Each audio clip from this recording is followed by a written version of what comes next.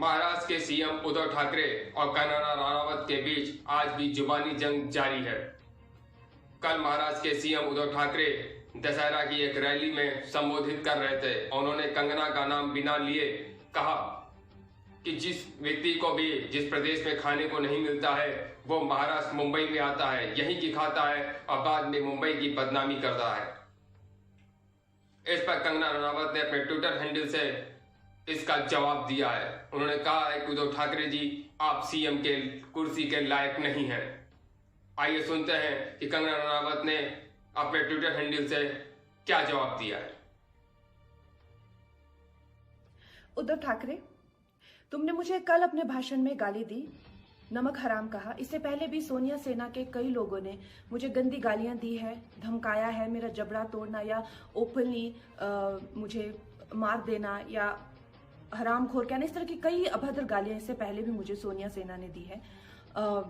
लेकिन आप नहीं देखेंगे कि जो भी नारी सशक्तिकरण के जो ठेकेदार हैं उन्होंने कुछ नहीं कहा। उसी भाषण में आपने जो हिमालयज है, हिमाचल है, जो कि माँ पार्वती की जन्मभूमि है, उन्हें हिमाचल पुत्री कहा जाता है, लॉर्ड शिवा महादेव की कर्म भूमि है, आज भी कण कण में माँ पार्वती और शिव यहाँ बसे हुए हैं, इसे देव भूमि कहा जाता है। इसके बारे में आपने इतनी ज्यादा तुच्छ बातें की हैं। एक चीफ मिनिस्टर होके आपने पूरी स्टेट को नीचे गिराया है क्योंकि आप सिर्फ एक लड़की से नाराज है और वो लड़की आपके बेटे की उम्र की है।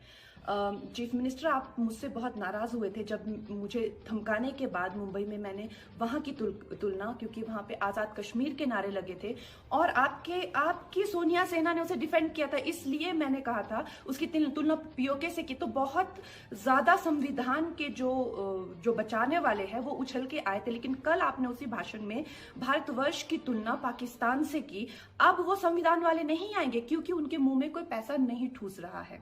मैं बात कहना चाहती हूँ कि जितने भी देशभक्त लोग हैं उनका एक रवैया मैंने देखा है कि आपकी कोई सहायता नहीं करता है। वो ये कहते हैं कि अगर आप देशभक्ति के बारे में बात करते हैं, देश के लिए कुछ करते हैं, तो आप कौन सा हम पे एहसान कर रहे हैं? आप खुद के लिए, अपने लिए ये कर रहे हैं, अपने देश के लिए ये कर रहे हैं। वो कहते हैं हमारे पास ना पैसे हैं, ना हमें ठूसने आते हैं, ना हम खुद ही लेते हैं। लेकिन देश विद्रोह के लिए आपके मुंह में पैसे ठूसे जाते हैं। तो ये जो संविधान को बचाने वाले हैं, कल एक वर्किंग चीफ मिनिस्टर ने एक लड़की को सरेआम गाली दी, वो कुछ नहीं कहेंगे। Chief minister, what I want to tell you is कि सत्ताएं आती जाती हैं। आप सिर्फ एक गवर्नमेंट सर्वेंट है और महाराष्ट्र के लोग आपसे रेजोनेट नहीं करते हैं, वो आपसे खुश नहीं है।